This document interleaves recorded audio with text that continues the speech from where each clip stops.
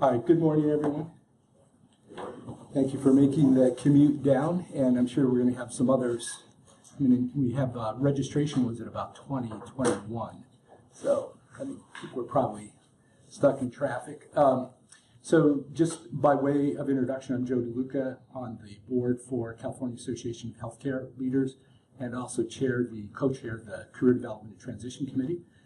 This year we started these career conversation events, which are designed to be very open dialogues with industry leaders in our community. So the way it works is I will just basically do some introductory comments, start a dialogue going. You're welcome to ask questions at any time during the session. We are recording this. So California Association of Healthcare Leaders, we cover California, Northern California, from San Luis Obispo to the Nevada border, all the way up to Oregon. So 1,400 members. One of our goals is to eventually be able to use this web camera to broadcast so that we could have people in Chico. Hey guys, we could have people in Chico or Fresno basically join in. But we do also have these on our website for displaced viewing at a later point in time. So maybe so that Mick could get a little bit oriented to who is here, maybe we could just sort of go around the room and give your name, title, organization. And Ida, pick on you first because you just put food in your mouth. Right? Hi everyone, I'm Ida Bizzappa, business manager for oncology, neuro, ortho, cardio, and behavioral health at Most Peninsula and Burlington. Good morning, Rick Lipstate at Aon Hewitt. We're a big brokerage firm for insurance-based products and business development. Hi, I'm Simran Bath. I'm currently a professor for Kaplan.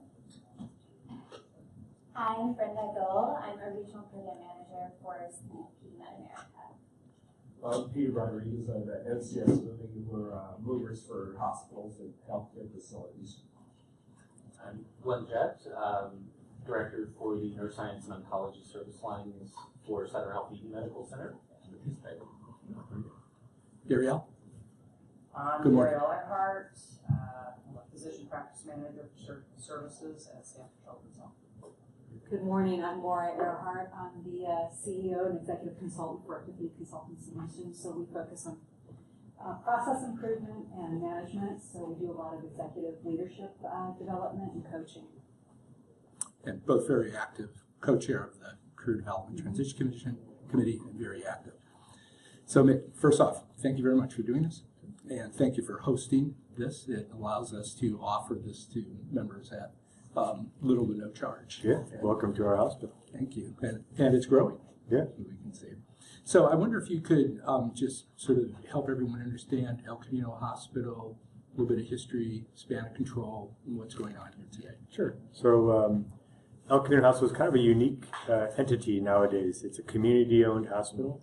So the district got together about 55 years ago and said we wanted to have a hospital in our community. So they formed the El Camino Hospital District. They acquired the land. Back then there was orchard fields and groves.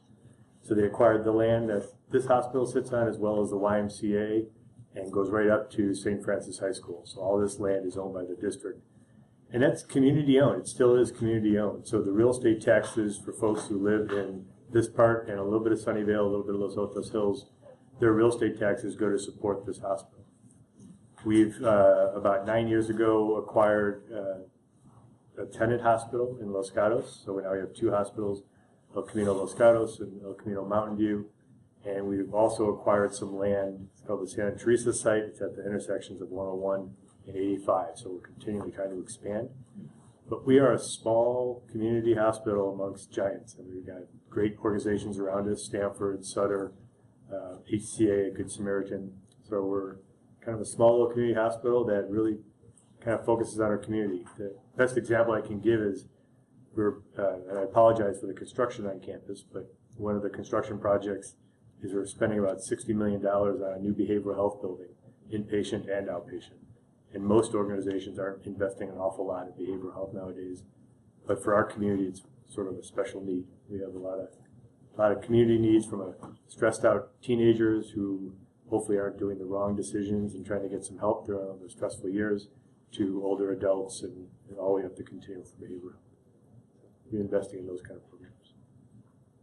Fantastic. So as a community organizations, public district agencies, you have a very tight board oversight. Yep. And very transparent. It's a very, all our board meetings are videotaped and sent out on the web. It's a very sort of open and closed kind of sessions in the boards, so it's sort of a district entity. We have elected board members from the community, and that roll over, I think, every 3 years. I think their term is every 3 years. And then we have a certain number of community elected board members as well. So it's a combination. And your scope here?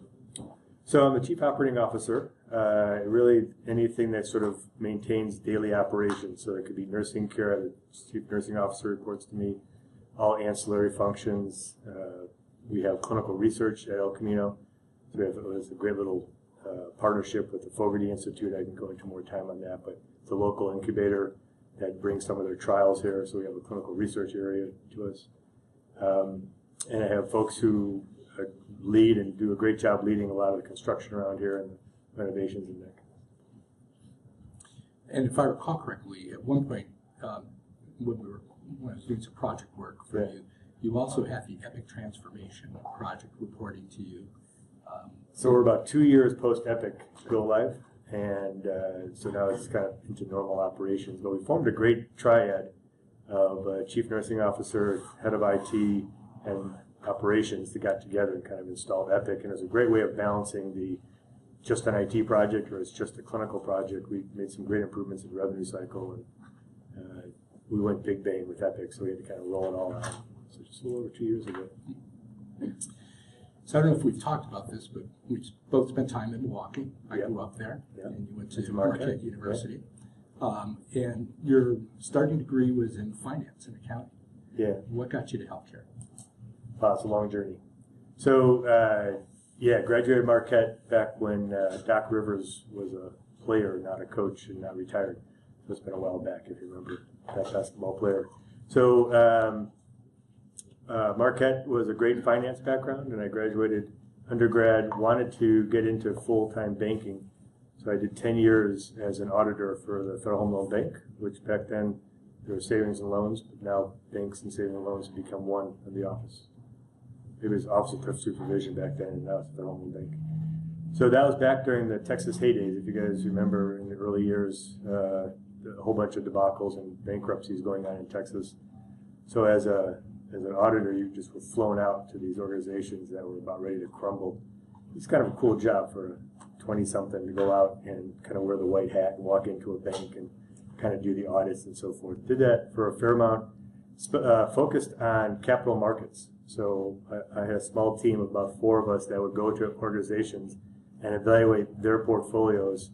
If it went up 100 basis points and down 100 basis points, if it went 300 basis points up, how would their assets respond to that? So what kind of hedge portfolio they had. So if you think about the savings and loan industry, most of these are mortgages. And back then, an average mortgage rate was probably 12, 13%, totally different than it is today.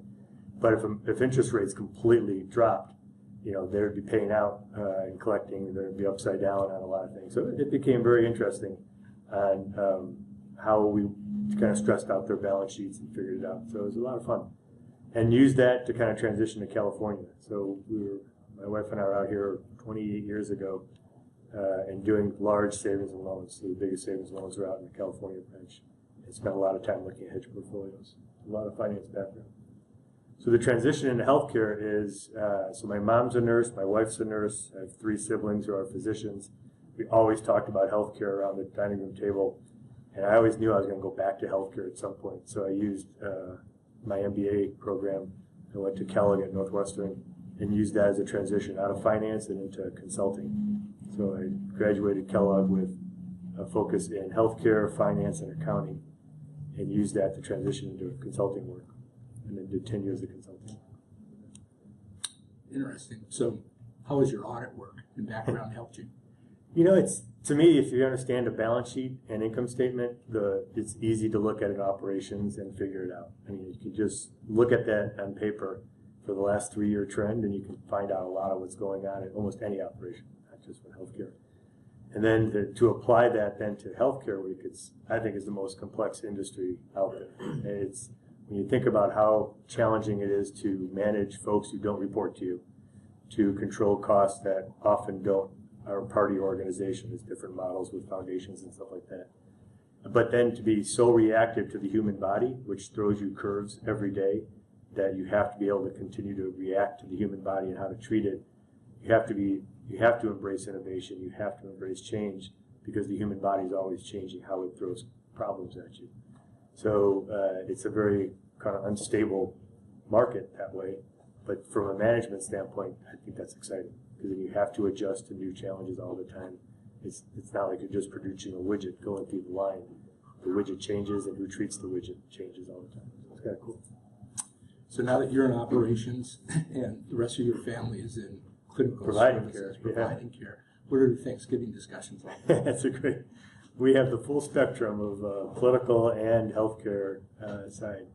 You know, it's the good news and bad news about being a family all in healthcare is you can quickly get to what is sort of the core topic, I think. Is healthcare a human right, or is healthcare a privilege? And if you start there, the conversation makes a lot more sense. If you start nibbling at the edges, should insurance companies pay for this or that, or is euthanasia a good thing or not? I mean, you can debate those on peripheral, but if you start with, is healthcare a human right or is it a privilege? It kind of centers the conversation. My gut is most people who have a calling to healthcare start to see it a little bit of both. I mean, it's kind of a human right that we need to provide for folks, but it's sort of where our discussions in our family starts. Physicians have an angle on that as well, and there's sort of a little gray area about how you define that. But if you say it's a human right, then we have a purpose to do it. We should provide it to everybody. And then this whole idea of, is it a government insurance, is it a private insurance? We just need to make sure everyone in the country gets basic health care to be able to get it. But if you think of it's a privilege, then you start to say, okay, if it's a privilege, then there is going to be a tiered system, and those who can afford the best care get the best care, and those who can't afford the care, sort of natural selection process starts to happen. You know, it's two different worlds. If you play that to the extreme, obviously our government plays it to the middle, but if you play it to the extreme, totally different healthcare models, as you can imagine playing out. So that becomes our Thanksgiving conversation. You can imagine that is, you play out one scenario. What if we were completely saying it's a human right? You would design healthcare completely different. It may not look like Canada or England, but it would start to have the tendencies of between ages 0, probably less than 0, to maternal child age. You're going to cover that patient, because so much can happen in the pediatrics and early birthing stages to provide a good, healthy life. After that, then, what kind of care you provide and how do you adjudicate dollars versus care costs gets to be an interesting conversation. Determinants of care, social fabric around it, lifestyle issues. Yeah, start thinking of the family network around it and so forth, and you encourage more siblings taking care of each other and taking care of your older parents, because that's because it's a human right. And if you go down the privilege side, it's a completely different conversation. So Plus we talk about the Packers and the Bears, because half of us are in Wisconsin, half of us. I had my first tour of Lambeau Field just this summer. Really? Yeah. It'll be a tough year for the Bears. I've never figured out why in Wisconsin we don't have a hockey team yet.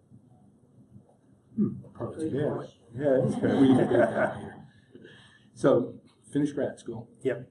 Go into consulting. Yeah, so the consulting firm I joined was APM. APM has since been acquired by a larger firm, but as a small consulting firm, we had offices in San Francisco, Chicago, and New York. And a lot of ex-APMers are kind of out in the organization now. So George Sauter at John Muir is ex-APM. So I don't know if you know George, head of strategy. John? Okay. So we can connect with ex-APMers. It wasn't a very large firm. I was I think the 33rd or the 38th partner in the firm. I think we capped off at around 46 partners at one time. We just did provider-based healthcare. So we focused on hospitals. We did a lot of turnarounds for those who are struggling. We did a lot of reorganizations for the academic medical center. Back then, there was a big wave of analysis called mission-based value. Was it value-based? It's around academics, around balancing their scorecard between teaching, doing clinical research, and then doing actual hands-on care. And we kind of balanced the faculty and be a way of evaluating the faculty and academics. So at least they had a full scorecard of activities. They weren't just doing research and not getting paid. They would have to get paid research. If they couldn't get paid research, then they have to do some teaching. If they couldn't fill their scorecard that way, they were then brought back to the bedside and start doing some clinical care. So back then the academics kind of went through a swoon of not being profitable. So a fair amount of work. Worked at Hopkins, worked at University of Illinois, in the Illinois Midwest area. And then I got to experience some West Coast healthcare with Long Beach Memorial and those activities. So APM, Art Spiegel. Yeah. One of the founders. One of the founders and very instrumental in establishing both a healthcare consulting firm as well as influencing the industry. How much of an influence was Art with you? So there are 3 founding partners that were really diverse. Art was fantastic. He sort of was our New York entity, and interesting story about Art Spiegel. His son is the film producer. I always get his name wrong, but it's Jones. Being Al Malkovich. Remember that movie? John yeah. John Malkovich. Yeah, and I think the director's name is Jones. He also just won an Emmy too, just like a year ago. So he's got this very diverse background of his kids. That Spike Jones. Is it Spike Jones? It is Spike Jones. Yeah. So Spike Jones was this kid grew up. He's always called himself Spike for no reason. He just called himself Spike. He grew up and is dramatically artistic, and he's just a great director now. But Art himself has this fascinating background. His other founding partner was the editor for Time magazine, Dudley Morris, and they kind of got together with a group of their friends in New York and said, we need to do something different for healthcare. And Art has since sold APM.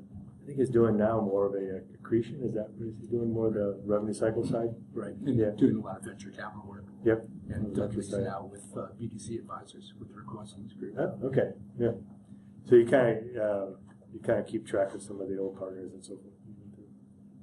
So you were there, became a partner, and then went to Chicago. Yeah, so I'm in Chicago for B school. Went back to B school, did my consulting work in the Midwest, but got to experience healthcare in all different coasts, which is a great way to learn healthcare, is to see how it evolves in different regions. So the healthcare in the Minneapolis market was totally different back then than it was in California. Now those markets are starting to look the same, and you start looking at the East Coast model versus West Coast, and this is when Kaiser was just beginning. So you got to see the influence of sort of a Kaiser model versus a sort of a more government-driven structured model on the East Coast. So different models, got to see different styles of healthcare. But there's a book I would definitely recommend folks to read every 5 years. It's called The Alchemist by Pablo. I think what his name is. Thank you. Great book. So I was reading it one day on a flight back from Long Beach Memorial. It was one of those consulting things where you woke up every morning on Monday and from O'Hare and flew to the West, and then late Thursday night get on a plane, come home, and then go to the office on Friday. So it was a Thursday night flight. I read The Alchemist, and by the time I landed, I said, this is not the kind of father I want to be, where I'm traveling Monday through Thursday. I had a 3-year-old son at the time. So it's time to get off the road. So the best thing about healthcare is it doesn't take more than 2 or 3 phone calls once you've sort of established a good value of work. That 2 or 3 phone calls, I got an interview at Rush University Medical Center in Chicago and became sort of part of their full-time team at Rush. So that was my transition out of consulting work into sort of hospital management. And at Rush, I had everything that didn't breathe reported to me. So all contracting, all purchase services, supply chain, and all interactions with outside companies and so forth. So it was a good way to kind of get into the Rush as an academic medical center, but then get to know their management team and learn their management team. So along the way in your career, we always talk about coaches and mentors. Have you had formal relationships that you would say were a coach-mentor relationship, or more casual approaches? Oh, that's a great question. Absolutely. So there are probably 3 mentors in my career at different stages of my career. So early on, I didn't even know it. I started off cutting his lawn as a teenage kid. I was cutting his lawns, and he asked me to clean his pool. I said, okay, I'll clean your pool. And then over like 3 years later, I'm still talking to him and working with him. And I didn't know it at the time, but he was like the head of the Federal Home Loan Bank. He was like the top dude that was in Washington, D.C. one day and on the West Coast. But the simplest guy, and got to know Mr. Strunk very well. And he kind of ushered me into finance in that early period. And then in the middle part, during my consulting times, there was a series of multiple older partners that just sort of would give you good advice. And at different times you'd have conversations and that something would stick. And some of it would be about balance of life, because we all as careerists have to balance sort of how you're a partner, how you take care of your work life, how you provide if you have a family, how you take care of yourself. And that balance is really the challenge for all of us going forward. And some folks who are 10, 15, 20 years older than you can give you some really nice advice on when to kind of pull back. It's now time to focus on this part of that challenge. And then maybe later on you can swing attention in the other direction. So there's a few of those. And then at Rush, Peter Butler was just a fantastic mentor. He was very instrumental in a lot of the healthcare policy setting in D.C. So he saw healthcare from a broader perspective. Spent time in Texas during the early floods, not the most recent ones, but the floods about 14 years ago in Houston. And he was the head of a healthcare system there during that flood, and completely used that disaster as a way of redesigning how their healthcare would perform going forward. So it was an interesting, he made just one comment: never let a good disaster go to waste. So that's kind of sick, but no, it's a great way. So if something really bad happens to your company, you can learn from it. You can start to do drills on being ready for the next type thing that comes your way. So obviously in California, we do a lot of earthquake preparation and how does a hospital run during earthquake, post-earthquake. But also it's a great way to kind of galvanize the culture. During an emergency, the true culture of an organization comes together. Who comes to the front to try to lead, who runs the other way, who doesn't respond to phone calls, what is the fabric of what makes that company so important. And he saw individuals that really embraced that. We use the same methodology at Rush, and we actually applied it here at El Camino. There are times when systems go down, you'll know who the leaders are in the organization because they come to help. They don't just sit passively on the side. So, and as someone on the senior management team, you notice, who are the ones when at times get really rough, who are calm, they walk in, they can start assisting and helping, and those are some of the leaders that you try to promote and move through within the company. Is there any one trait that you would attribute that was given to you by your mentors? Something that really stuck with you, a habit? Yeah. I think staying calm through any kind of decision-making process is probably key. I don't normally trust folks who are reactive decision makers, so it's sort of that when something comes your way, take a deep breath, think about it, compose, and then proceed. I think as leaders, you have to kind of show that you're thinking through and assessing options. Those who rush quickly in decision-making and just plow ahead, very effective sometimes because sometimes action is required, but unless they're quick to recover and figure out what they did wrong and kind of backtrack, you want to sort of, I think, be calm, cool, kind of collected through your decision-making process, and that goes a long way, I think. And that was something from observing. Yeah, some of it is, the pace of consulting life is different, so you're bouncing 4 different meetings, supporting 5 different groups, so you had to be able to kind of keep your calm through all that. But then within the management side of it, the day-to-day operations, something happens almost every day where someone's really pissed off or upset, and you just got to be able to kind of think through, let's look at all different sides, let's fix it, but we don't have to jump up and react.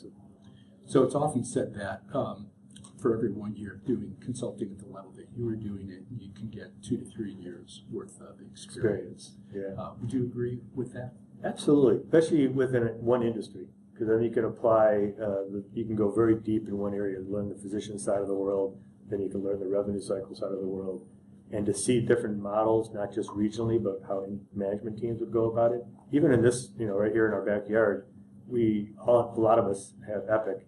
How we've deployed Epic and we use Epic is very different, and how we're using it as a strategic advantage versus just keeping core operations working. So you'd learn different approaches from many different areas. So it's a great way to see different organizations. It's a rough lifestyle. I mean, if you're doing process improvement engineering, you spend a lot of time with your client and coming back and thinking out and go back with your clients back and forth. But it's a great way to kind of see different exposures. So if I do the math right, since you've been here, you've worked 5 years in El Camino. 4 CEOs. So at El Camino, we've had no, not CEOs. We've had 2 CEOs. Oh, the interims. Okay, counting the interims. Yeah. So change. So when an organization goes through sort of a senior management change, so our CEO had a 5-year contract. At the end of the 5-year contract, moved on doing other stuff, and we went through 2 interims. I was interim for a little bit. We had an outside interim, and just last week we have our new CEO starting last week. So I guess that'd be fun. So how math is better than I don't live it. I just track it. So how has that been from a career perspective, and has that matured you along the route?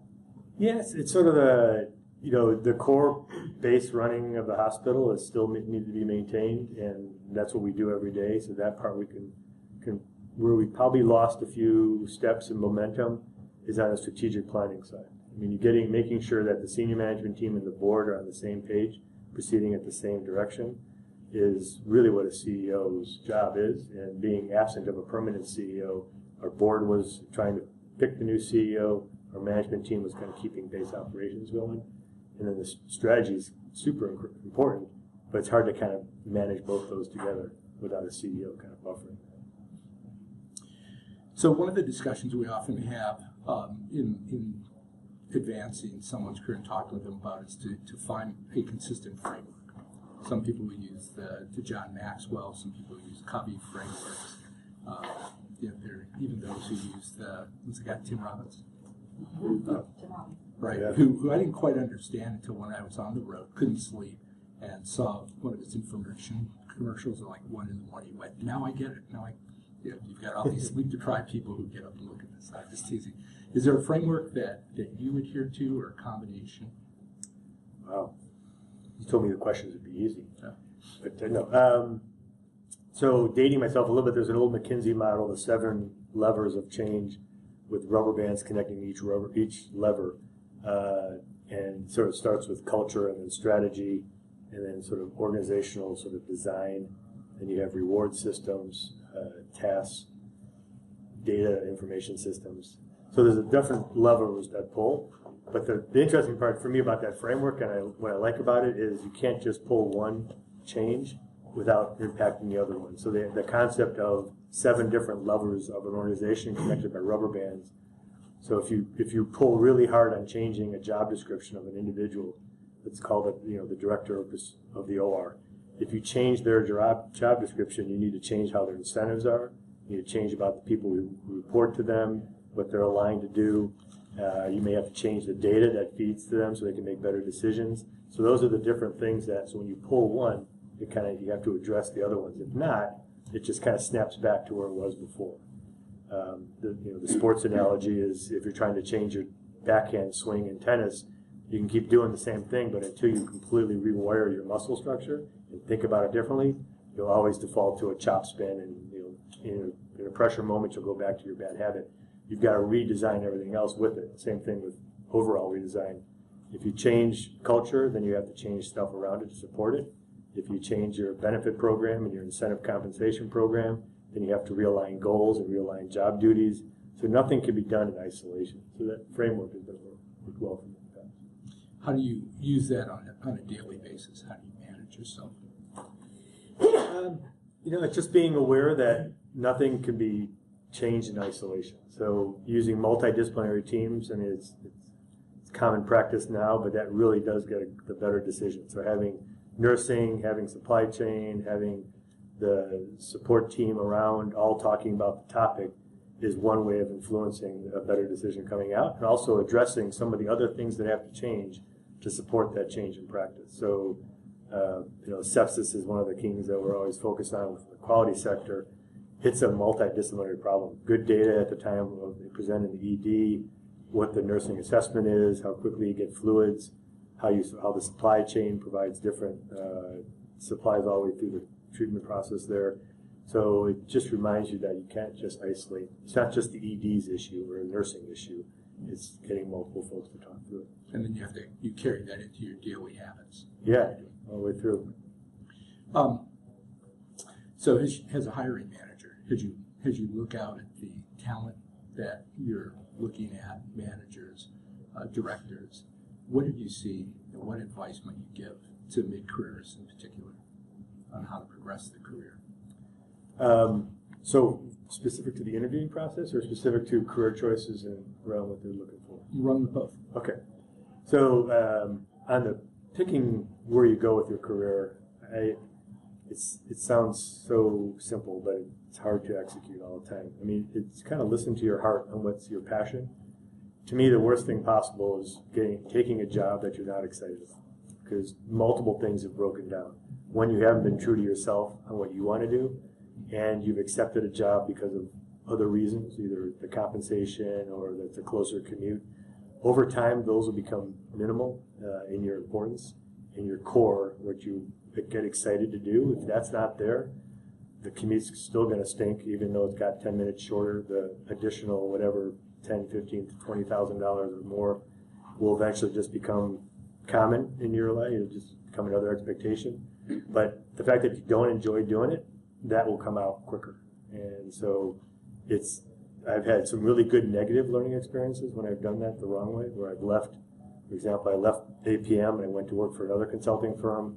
It was a completely different style of consulting. It was Big Brother, roll out, 15 people showed up, you're done in a week, you roll out. I hated it. I left within 6 months. It just was not, I went back to APM and had a great experiences there, but within 6 months I knew it just didn't feel right to myself. Even though I was getting paid more, there was better benefits, all that kind of stuff, it just didn't feel right. And so when you have those negative learning experiences, listen to yourself, because it'll wear you down. So from a career standpoint, I would say follow what your passion is. The rest will kind of catch up. Title and comp eventually catch up to you, stuff like that. On the interviewing side, I'm amazed how many people come and do an interview and don't know what company they're interviewing for. It's just amazing to me. It seems like a lost art that someone would have at least done a little research on El Camino, understand what really drives El Camino, know that we're a district hospital, and then somewhere through the process share knowledge that they know about that, and then end an interview with saying, you know what, this is something I would be interested in doing. Very few people that I've interviewed end the interview by saying, wow, I can really see myself working for this company, working for you, or working in this role. They just kind of end the interview with like, well, nice meeting you, pleasure, thanks, and off they leave. I'm like, well, I don't even know if they want to be the director of the OR. They just had a great interview, but I want them to show that they really are passionate about that company, that job. They put the time thinking about it. And then you can kind of tell if they're just kind of, giving you the language or they actually really mean it. They really think that is a good job for them. So I look for that spark. I look for that spark of interest. And enough commitment to be able to go and be self-aware of the organization. Absolutely. Yeah. If they're taking it for a shorter commute and better comp, then I want to know if they're taking it because that's what they feel is the next thing for them to do in their career. If they are, then they'll be way more passionate about it. So along your career path, have you taken structured exams, emotional intelligence, personality? Right. I have. I can't remember. You Where got that was the next question? Yeah, no. Oh, Because you'd say I would know what it meant. Have those been helpful to you? And I know that sometimes at most executive level C-suite positions, you have to take those now. Yeah, you take those. What's helpful about them is the knowing, if like a whole team of 6 people take them, knowing what else the other 5 folks have, and then how to communicate with. I mean, some are visual learners, some are, so I deal better in pictures than I do in the written word, so that's how I take information in. But knowing that a colleague really processes really well with emails and doesn't really like the concepts, then it's a different way of communicating, or just how decisions are made.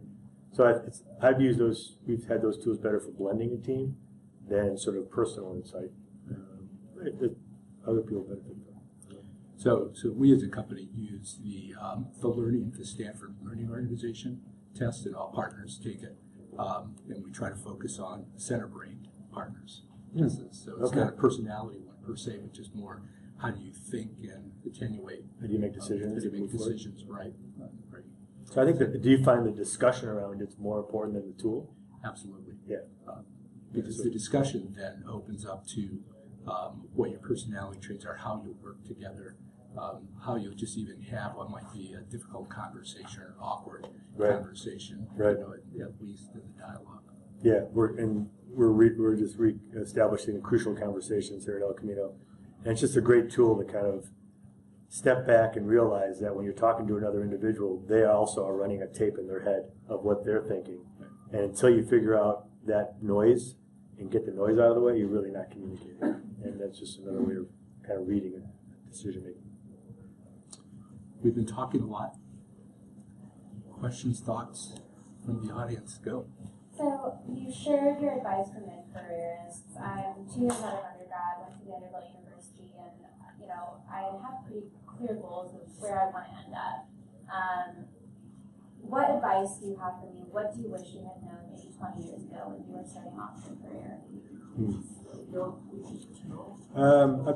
I would focus more on the experiences and the learning that you're getting versus, it's hard to say, but titles get so important to folks.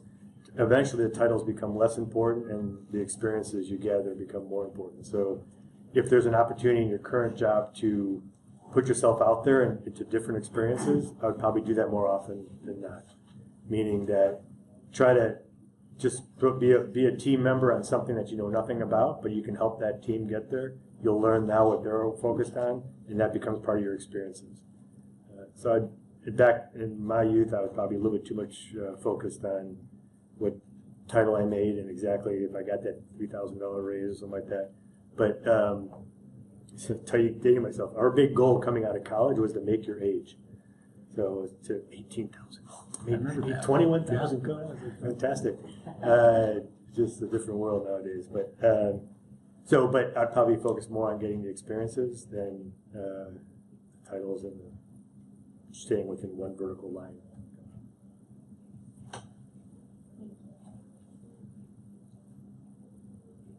How important would you say is crafting and considering the legacy you want to leave behind?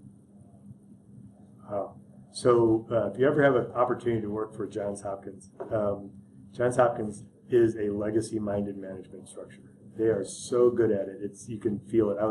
I did consulting work with them for about 18 months, and so I was there every week during that time and got to know how they think. And when you're talking to any senior person, they are already thinking 3 levels down, who eventually may be moving up. What do they want to leave behind for the company, and when are they going to be moving on? And they may be 45 and then at the peak of their career, but they're already identifying who the next CFO behind them is, how long they're going to be the CFO, and what is going to be their impact on Hopkins. So I'm beginning to learn a little bit more about that as I'm kind of hopefully getting to the 4th quarter of my career, thinking through the longer term impacts of leaving behind better systems and better structure. To me, succession planning is not a bad thing, it's a fantastic thing. If I really am conscious about an organization that's going to be healthier in 20 years, I want to find folks that are sort of the managers, they're the clinical nurse specialists who have an interest in getting into administration. Let's grow them, because then they're going to be great directors, they're going to be great VPs, and moving up the line at that standpoint. So succession planning done, probably, HR folks are going to hate this, it's probably less documenting all the trees about it, but as a senior team and even a middle management team, identifying those young stars and getting them, force them to move into different experiences is, to me, the best thing for legacy for an organization. They may go to other organizations and then come back, but sometimes they'll come back to yours. But you're just producing great talent. So thank you for that. One last question. For those who are early to mid-careerists here and are focused on elevating their status, but also navigating through the system, what advice would you give them when, how do I say this, to approach executives or seniors and to get noticed and to let people know that they're interested in elevating their position, that they have talent they would like to take further? You know, Great question. I would like to add to that. Even if they have done that approach the executives, but not seen, and they feel the competence, they feel the capabilities, the skills. Okay. Yes. You know, it's a very good question. So I think actions more than words sometimes. So I'll go back to my other thing. Don't let a good emergency go wasted. When there are times for change in an organization or efforts for change, get involved and the actions around that. So here at El Camino, we do a daily huddle every morning, and it's a chance for the whole organization to know what's going on every day. And almost at every huddle, there's an issue that comes up. It's those who get involved in coming up with the solutions get noticed. And so actions would be one way to volunteer, be a part of. If you work on the healthcare side or hospital side and you have a HIC structure, get training into the HIC structure, because then you can become, you know, in a HICS is disaster recovery kind of structure. If you get training in that, you can become part of the team, or at least be one of the folks in the team, even less away from the emergency part. When something needs to happen and change, step forward versus stay calm. So your actions get noticed from that standpoint. And then more formally, I think sitting down with those who you report to and talking about what do you want to be doing in 5 years. You know, it's always good to do an annual review about what happened in the last year, what's going on this quarter. I can do better on that project. Okay, great. Now can I spend time talking with you about what I'm trying to achieve in 5 years? And let's talk about what experiences. If I really want to get to a broader role and as a director, I feel like I'm missing some of that revenue cycle side. So how can I get involved in some of the change efforts so I understand the revenue side of behavioral health as well as I understand the daily operations? And then hopefully your boss will hear that and say, great, I got something going on. Let me interact you with the person at revenue cycle to give you that experience. So I think it's a little bit of action and words. So I hear a number of things there. Going back to clarity about your direction, at least a sense of direction. I hear sort of self-awareness and self-actualization. You've got to get out there. Got to get out there. Yep. Even just, it's subtle. I mean, I'm not saying be the cheerleader and just step forward versus stay calm, or it's not step forward versus stay mute, and get involved, and that will get more noticed by more folks. So, I got a question. Yeah. When you arrived here at El Camino Hospital, and are you seeing the balance sheet, the income statement, cash flow statements, maybe look at calculations like return on the assets? What did you recommend to the hospital, and what were your plans to change that financially? And how is this is a not-for-profit. Yep. How is that different than the private sector, which is for-profit? Wow, a lot there. The for-profit, not-for-profit difference, I mean, more than just sort of the legal, how the reinvestment versus being paid out in stocks and so forth. I've found, and I don't have as much experience on the for-profit side, most of my experience is on the not-for-profit side. There's a little bit different mentality on the, it's starting to merge a little bit. I would say 5-10 years ago, the for-profit sector was way better at metrics, goals, details. I mean, if you didn't hit your numbers after 2 weeks, you knew about it, and you needed a correction plan by week 3. And the not-for-profit sector was slow to kind of gravitate towards that much detailed metrics. Now we're starting to mesh those together. But I think because of that's driven by, you know, how performance is reported in a for-profit sector every quarter, every month, the results kind of drive some of that. On the not-for-profit side, we're realizing that every month we've got to kind of know what's going on, the detailed operations around that. Your first half of the question, when I showed up at El Camino 5 years ago, what did I see and what are we trying to address? And it's not just me, it's sort of the whole team. But we're a very inpatient, hospital-centric health system. We have very few ambulatory, very few clinics, very few physicians we don't have a foundation system. So what we are is we're a great hospital that serves the community. What we're not is we're not a health system. So we've got to start thinking about more clinics, more urgent cares, develop an avenue for physicians to work with us versus just being loosely affiliated with us. And that showed up in the split between inpatient and outpatient and ambulatory revenue. So the numbers kind of screamed how much we're so inpatient-centric. What was your recommendation? What was your 5-year plan? Yeah, we're still growing with it. It's I think there's a window to build a foundation when it's probably 10 years ago, where you can get a lot of primary care docs and then start to get the specialists.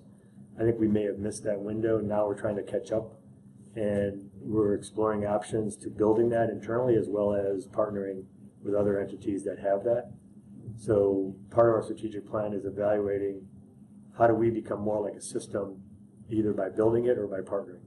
Is your balance sheet getting stronger? Yeah, no, we're very blessed to have a good, strong revenue, and we manage our expenses pretty well. So we're well positioned from a cash and asset standpoint. What we need to do is start thinking about, where is healthcare going? It's got to be coordinated care with the physicians being part of it, and we have very few physicians that are sort of formally part of El Camino. A lot of passion for El Camino, but not part of the health system.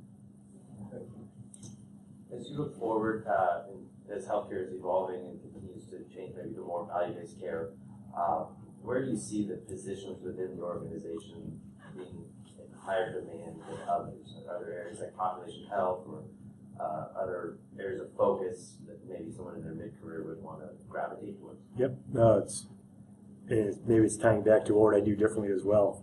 If I had a crystal ball right now, my advice to folks who are sort of in that manager level and above, or beginning to be a manager, is spend a little time understanding inpatient, but force yourself to get to the post-acute market as quick as you can. Learn what happens, but then in the hospital, but understand the downstream impact of that. Get into post-acute, some way, somehow, learn that side of it. So much is happening there with telemedicine and follow-up care.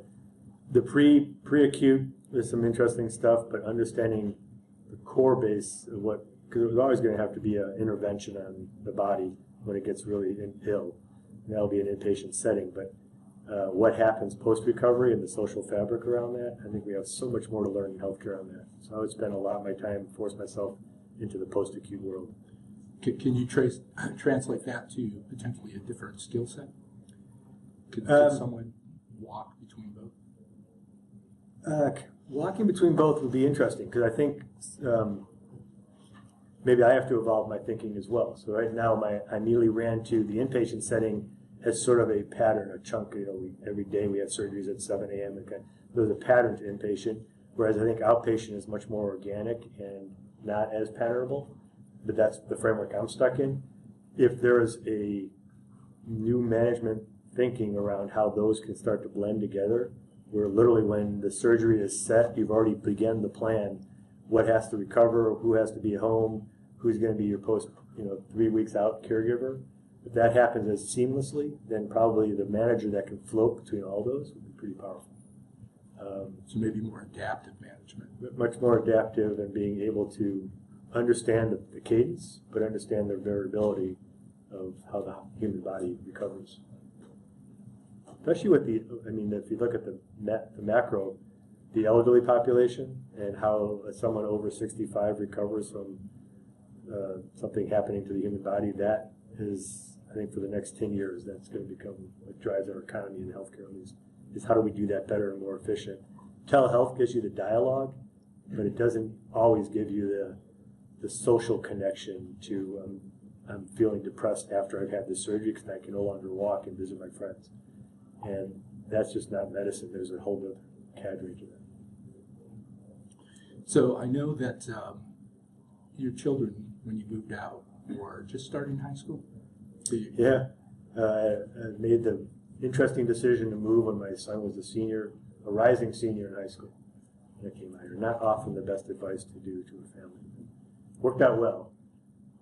He ended up, his senior year in high school, he met a girl, and things happened after that. So they got together, they went to the same college, they're still together, and now he started his job this week. And to save money, they're in the same apartment. As opposed to your basement. Better than my basement. They've been together for 5 years, and they're doing really well. So during that whole decision to move, how did that work in the career, the life balance, the family decision? Yeah, wow, those are great questions. One of the tougher decisions to make is to move a family. When you're thinking of a career and then now you're impacting either your partner or spouse, and then you complicate that with kids and where they're going in their social life and maturity. So to leave Chicago, Rush, great organization, spend 10 years there, go to the West Coast, bring 2 kids. My wife's a nurse. She was teaching nursing, so she left her college where she was teaching. California has a different model on nurse educators and so forth. So it was a big move. It was important that my wife and I were on the same page, and been married 30 years, so we can be pretty honest with each other. And then the kids were part of the discussion. I mean, side story, this is more family related, but so my son went to a college sort of prep camp for a week, kind of leadership camp. It was a great program. I'd recommend it as your kids get into high school. They get to go on a college, spend a week in a dorm learning what topic they are interested about. He's an engineer, so he went to Berkeley. We lived in Chicago. He was out to Berkeley at an engineering camp. During that week, I got the final job offer. He's like, well, that'd be great. I'll finish my senior year. We put the house on the market on Thursday. We got a full list offer on Saturday. We're making moving plans on Monday, and that's when he came back on Tuesday. So in 1 week, he went from, Dad's got a job offer, I'll be living in for a year, nope, we're moving on Tuesday, and had to get school systems and stuff like that. Big changes. So we all survived them. Was part of that discussion, I've talked to others who've done this about possibly your son staying behind. That was one of the discussions, is if he stayed behind, finished his senior year, and stayed with a friend and so forth. But, you know, Laurel and I feel that those teen years for both girls and boys are so critical that they need the stability of their parents more so than their friends. So we made the decision that they travel with us. In hindsight, it worked out pretty well. So Nico Tejada, who was previously out here and is now the president of one of the HCA hospitals in Texas, has often said that it takes 10 moves to get to the CEO slot. I don't know if I would fully believe that, but that's sort of what are his views. Yeah, that's a balance between, do you spend 2 to 3 years in one job versus 10-year chunks and try to do experiences within it. The path I've taken is more 10-year chunks. I did 10 years in savings and loans auditing, 10 years in consulting, 10 years in provider at Rush, and now 5 years at El Camino. So those are the big chunks. We'll see what it takes me in the future. Yeah, keep going. Question, how do you spend your time, and is there a particular habit or something that you do every day that is really defining for you? I really stress balance. So I will try to get a workout at least once during the day. We have the YMCA across the street, and it's not just for the physical part of it, but it gives me a 45-minute mental break and kind of lets me reset and kind of get ready for the second half of the day. I'm lucky I don't have any kind of hair product to worry about and stuff, so I can get a workout in 45 minutes and be back at my desk within a 15-minute kind of shower and cleanup. But and in the past, I've tried to do morning workouts and end-of-the-day workouts, so I definitely would try to do something physically kind of get me breaking from my job at least once a day. And it could be as simple as when I get home with just, taking the dog for a long walk, but something just so that subtlety of it's not work all the time. Because I've talked to folks who they have their job all the time, and then they're studying for their, they're going for their advanced degrees, so they're cut home and they're studying and so forth. And then maybe they'll, make one phone call to a friend, at least something to break the monotony of this constantly focused on one aspect of your life. Hello, I'm Anna Tapello Garcia, so thank you for your time. Enjoy listening to you. And you're with Stanford, right? Yeah. So I'm Director of Patient Access Services Administration. Good. Yeah. And you're in my neighborhood, so I yes. know your mountain music is awesome. So I also do a lot of work with the Lean In organization. So one of the things that I've become really passionate about is the ongoing wage gap between men and women, and particularly if you go by race, it's for Hispanics as an example, there's a 46% gap.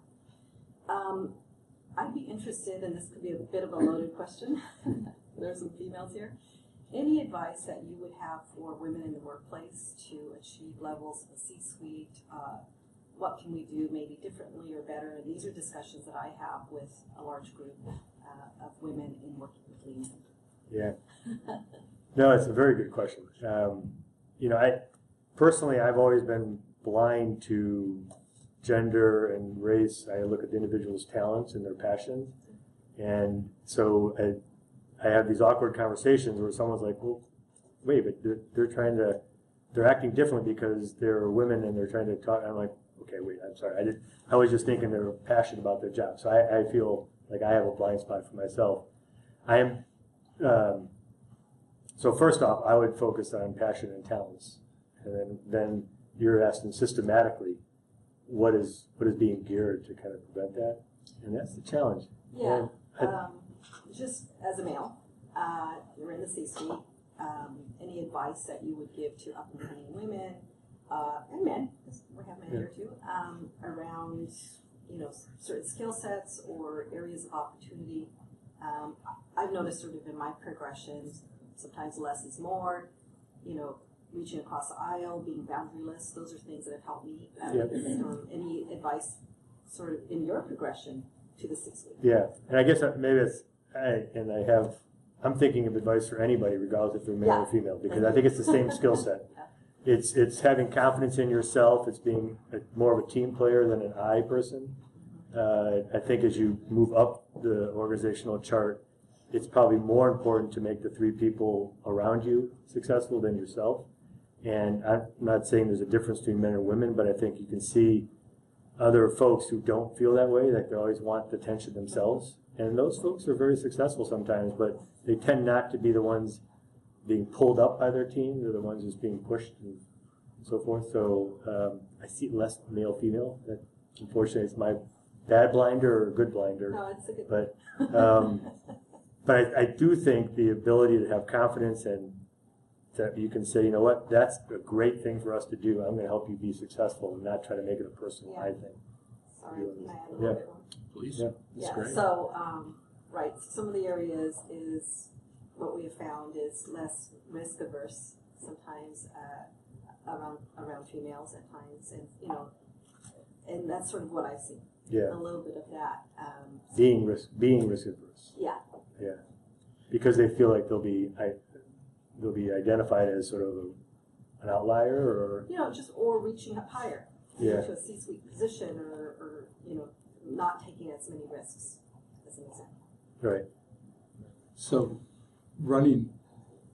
To answer that, compete. Don't be afraid to compete and ask. Yeah. Because women cave because they don't want to ask and they're afraid of competing that they'll lose. But that's not necessarily the case.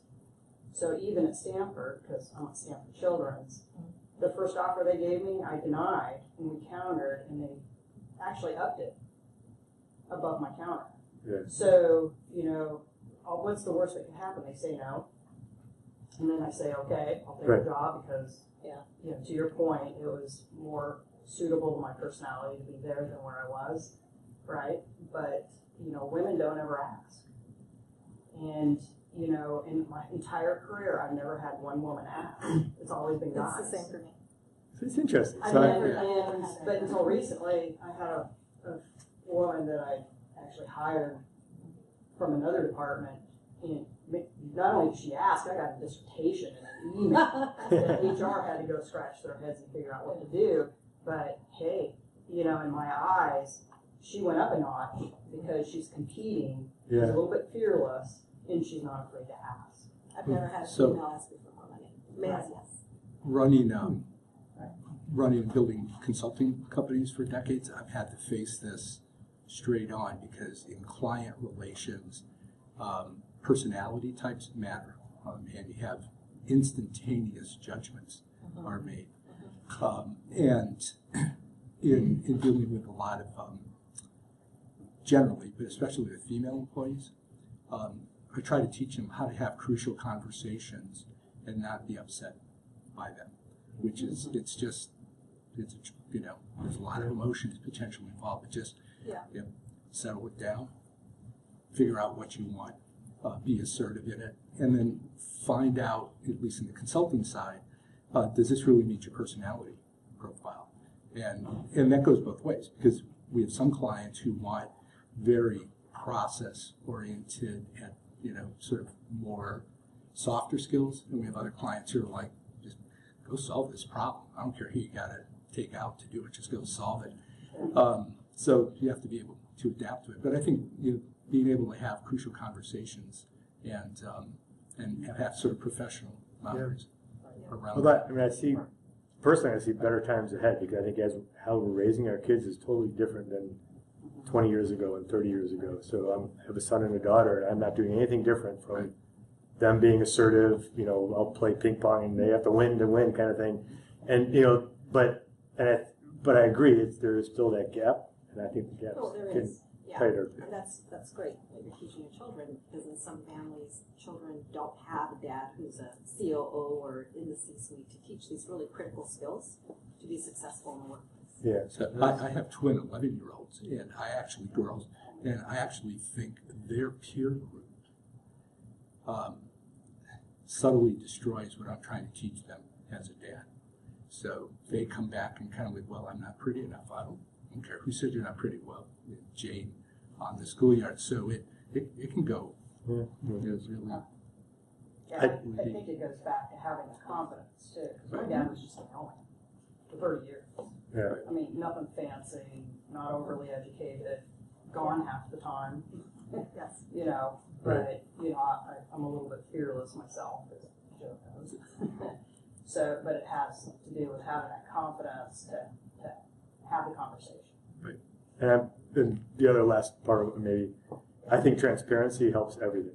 So the more we talk about it, the more data comes up about it, the more it becomes just so transparent. The discussions helps. So I'm glad thank you for the question. So I have a question, real quick. Oh, we're good. How much did having a good coach or mentor in your life as you elevated, how relevant has that been in helping you make the next moves? Yeah. Or even overcoming obstacles? So I'm just thinking specifically of two individuals. So it's the bigger life questions, huge impact. It maybe not at a career incremental part, you know. So, but from the balancing, I mean, there are times I knew that if I kept doing what I was doing, I was just going to, you know, trying to make partner in a consulting firm, blah, blah, blah, focused on that.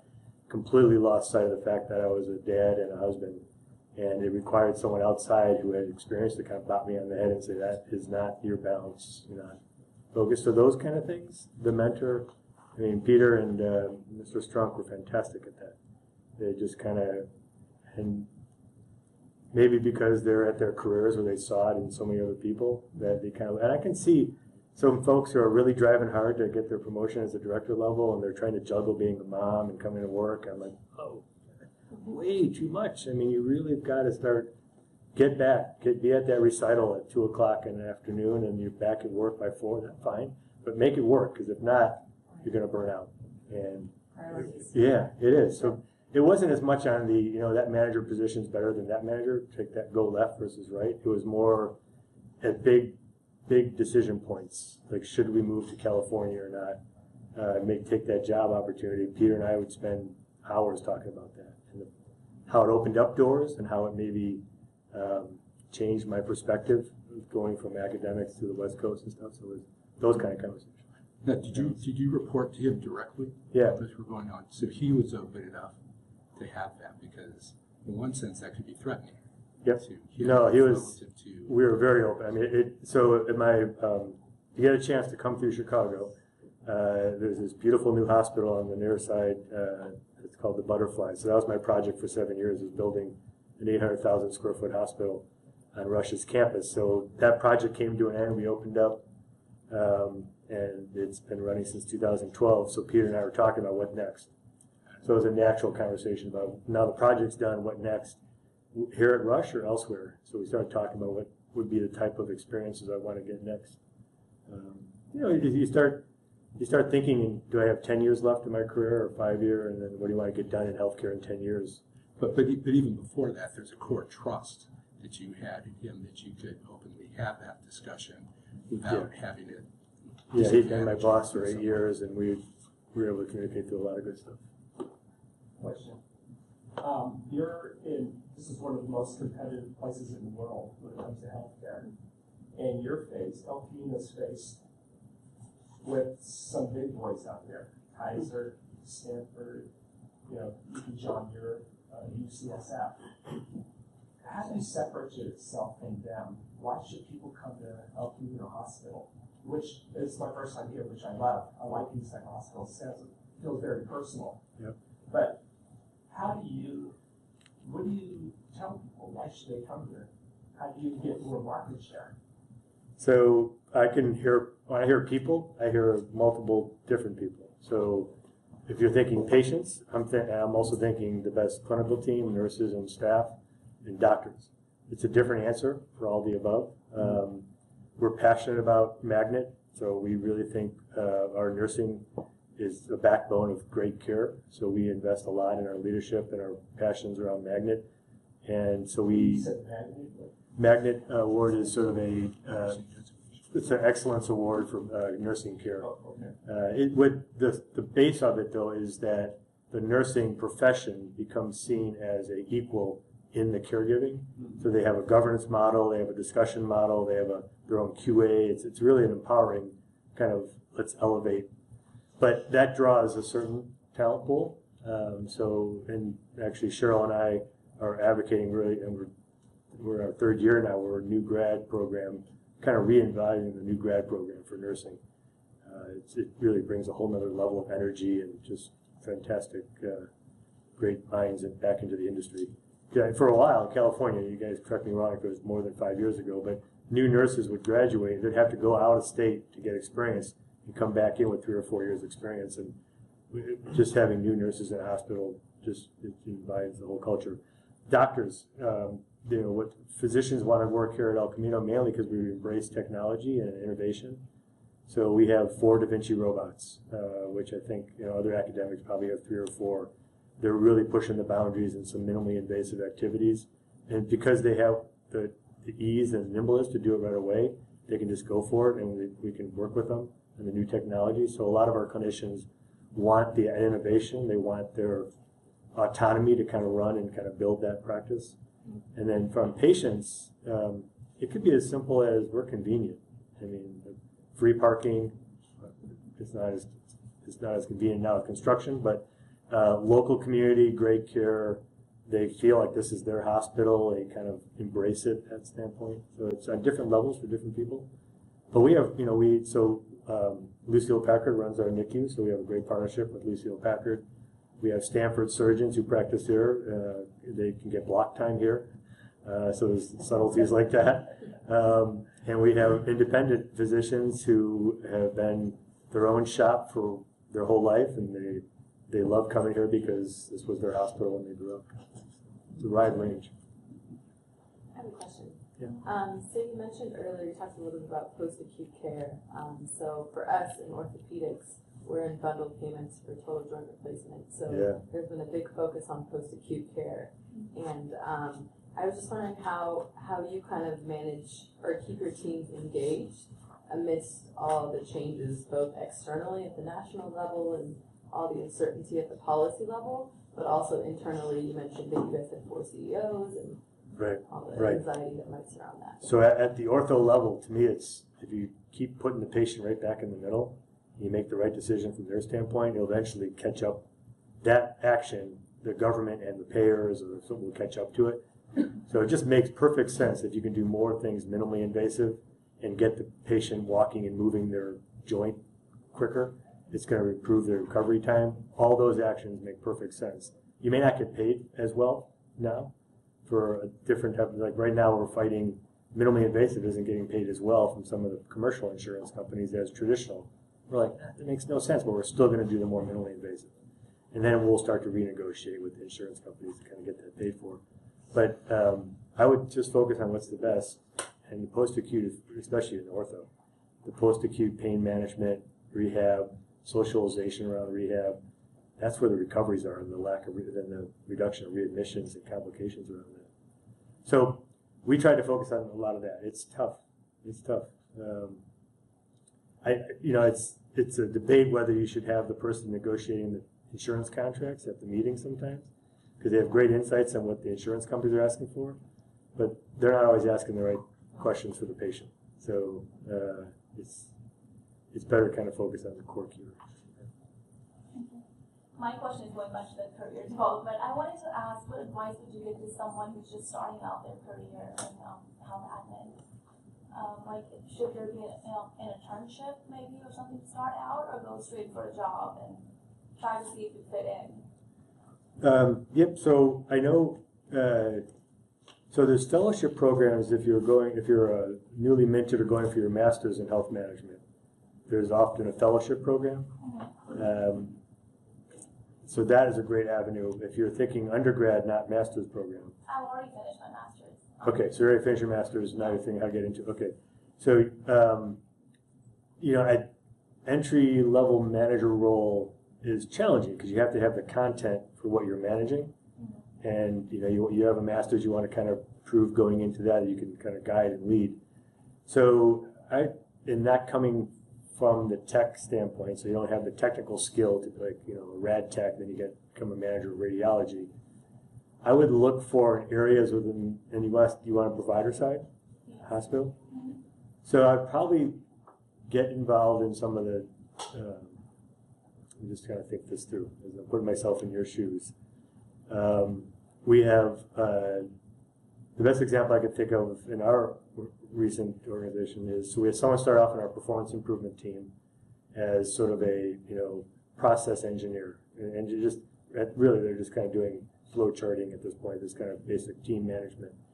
What they've now kind of parlayed themselves into is they're kind of running the OR concierge service for scheduling and providing, so they have to learn Epic, they have to learn the scheduling of op time, the revenue cycle side, but it started off by them mapping out the processes for how difficult it is sometimes to get a case scheduled with the right equipment showing up, and all the physician side.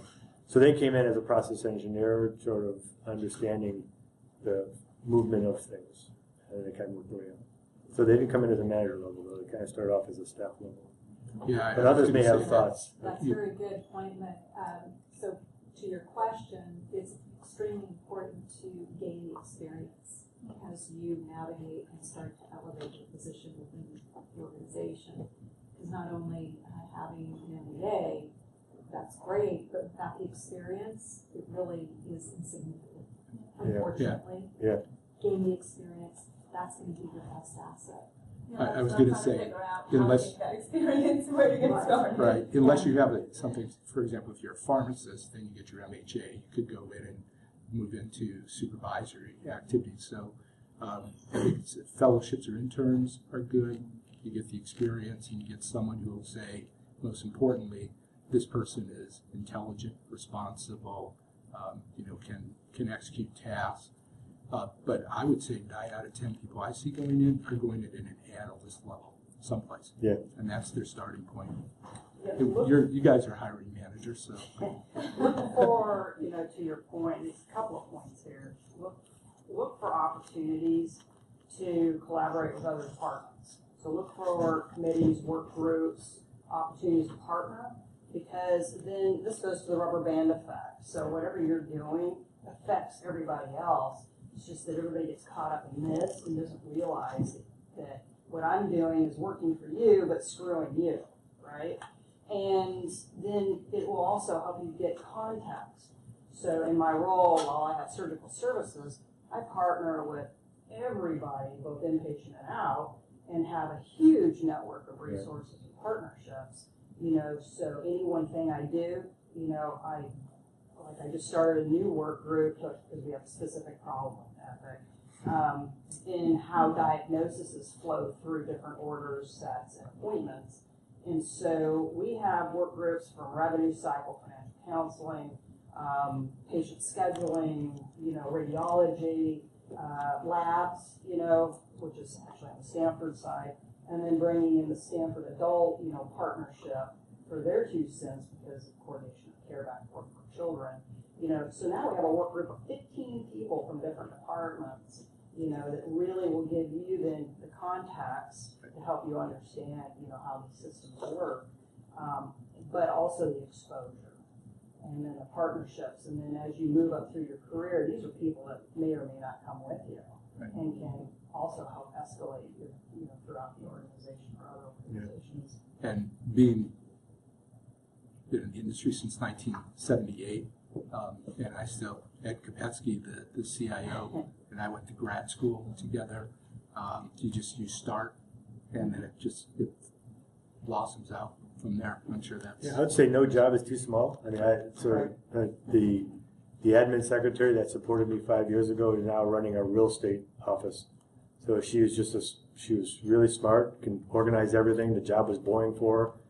Another opportunity presented itself. We moved her into that, and she's just rocketing up the charts. So, it's just find passion, find talent, and it'll find a good position. So we're gonna start summarizing and just start rolling because we've got another opportunity for networking afterwards. So before you leave, a couple things. Please make sure and fill out an evaluation form, and please make sure that you sign in on the log. This is self-reported credits, so for credentialing purposes, you have to go online to do that. Every once in a while, they do come back and audit. So if we don't have your name on the list, then you go for self-reported credits. We have a little bit of a problem. Anything you'd like to say in conclusion? Well, in 3 minutes, our enterprise huddle starts, so you're more than welcome to attend and observe just down the hallway if you want to come there. But related to this topic, thank you for entertaining my random thoughts. One thing I would definitely, when in doubt, I always err towards transparency and direct communication. So I've done that with Laurel and I've done that at work, I've done that with my kids. It's worked well so far. It may work well for you, but just be honest and be transparent.